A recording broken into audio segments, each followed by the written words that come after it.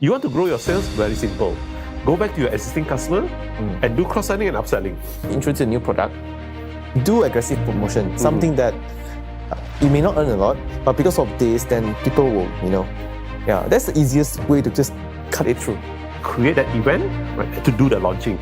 Then your existing customer, especially your existing customer, will know, oh, we have a new product, and yeah, I want to try.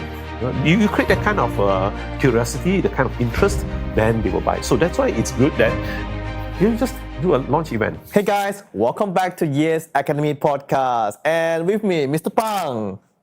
And you.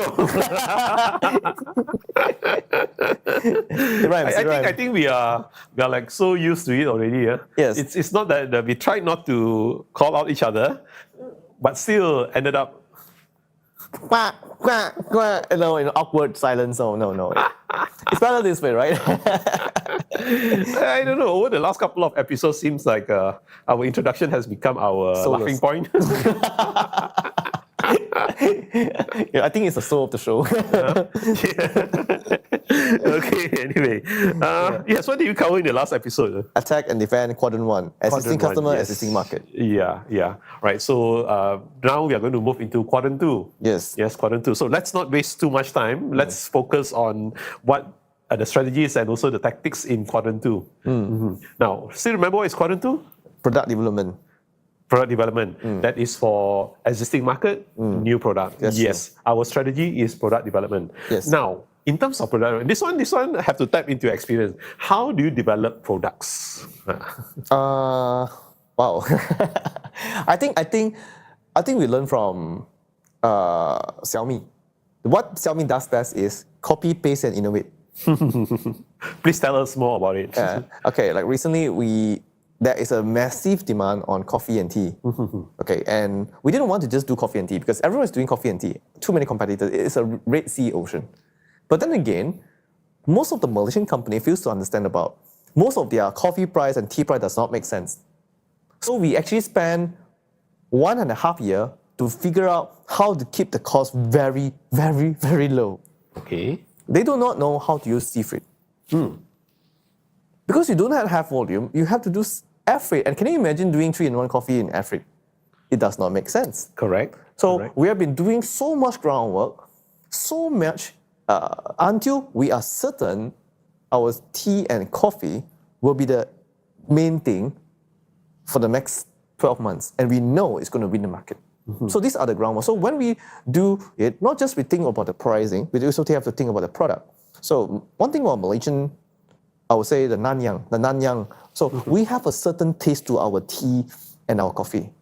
Malaysia and Vietnam, Thailand all have our own coffee and tea. Yeah. True. I was in Vietnam a couple of weeks back, and the coffee and Malaysian coffee tastes very different. Yes. So which is why when we design our coffee taste, what is unique to us, let's say what is normal to us, I would say, is unique to them. So we know that we have competitive advantages here. So also, we have to understand our demographics as well. Like, for example, most of the demographics are people who are health conscious, so no sugar. So with all this in place, we have come up with this super coffee, super tea. And I know that it's going to hit the market very well. And this is a fast consumer product.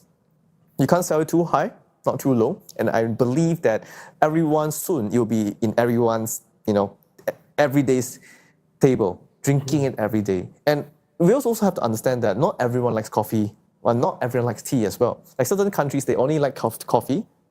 Like Malaysia is like coffee but certain countries, like for example, in UK, it's tea. So we have to really understand. So these are a combination of experience, and also you need to know how to market it, what is the story, how do you name this product, how people remember it, and pricing. So I use the word complicated process. But then again, when you got it right, you got it right. Yeah, correct. Can I say that, right? Overall, can I say that you need to understand the market first, yes, right? You need to do research, yes, to understand that market, and then come up with a product that will meet their needs. Yes. Is it correct that I say that? Yes. Right. So basically, one of the tactics in product development is to research and understand your market. Yes. Then only you develop your USP, your unique selling point. Yeah. So that is how product development comes into the picture. Well, yeah, I still remember what the customer needs, what you're good at, what your company is good at. So what you're good at that is uniquely from the competitor will be the unique selling point. Right, exactly. And not only that, when it comes to this one also, the new product development also, in terms of your packaging. So as you were talking about it just now, right? That is, you won't be cost effective if you just send only a few cartons of coffee over there because you need volume. Correct. Yeah, you need volume. So the question is that when it comes to pricing, packaging, and how many you want to send, that will make sense for you. That's true. Usually we're talking about half a container. Half a container, at least. Yes. At least a 20-foot container, half of that container. Yes. Then only you can achieve economy of scales. Correct. Now, in terms of that also, you also need to talk about the features and the benefits. What do you want people to buy? What are the features of the product? And because the benefits of those products. Well, like I mentioned, 7 mushrooms, 7 super mushroom, chaga mushroom, tiger milk mushroom, Yes. mushroom, lion's mane mushroom. Correct. Something that you have that your competitors don't have. And I don't think any of the competitors as of this moment, they have mushroom in their coffee. Well, there is a company called DXN. Okay. More than 20 years. Then again, we have a unique blend, unique formulation. Okay. And we have a beautiful doctor who say this is good. Very, very interesting. You have to try it. Yeah, very interesting, right? So that is where, in terms of Q2, focus on product. Yes, focus on product. And also, how do you sell it? Well, existing market. Your existing market. Yes, right? So that is where we will come back from, we will go to a short break, and then when we come back, we'll talk about how to sell it to your existing market. Be right back.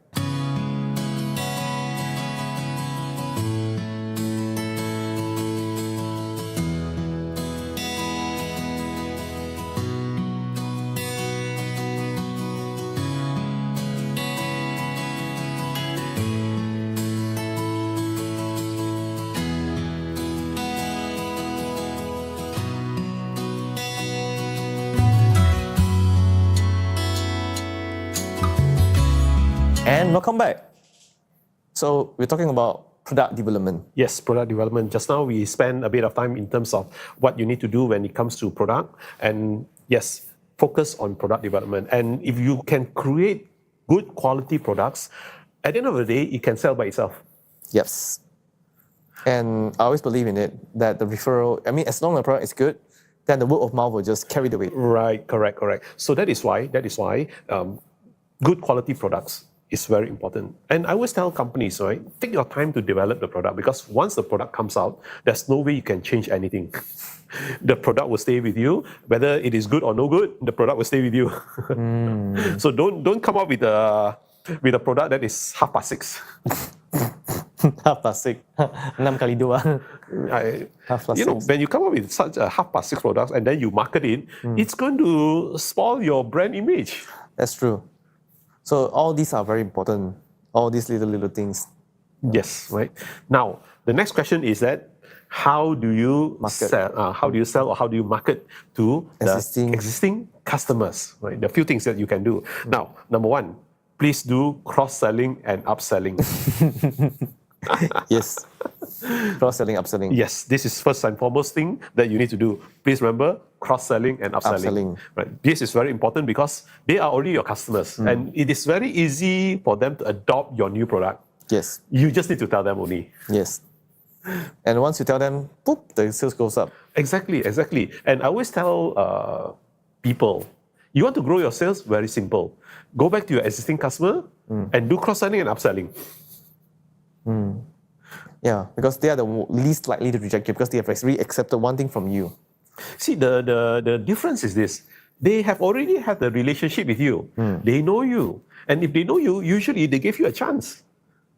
Yeah. Yeah, and if they give you a chance, that is already half the battle won. Just the other part is that they need to like your product.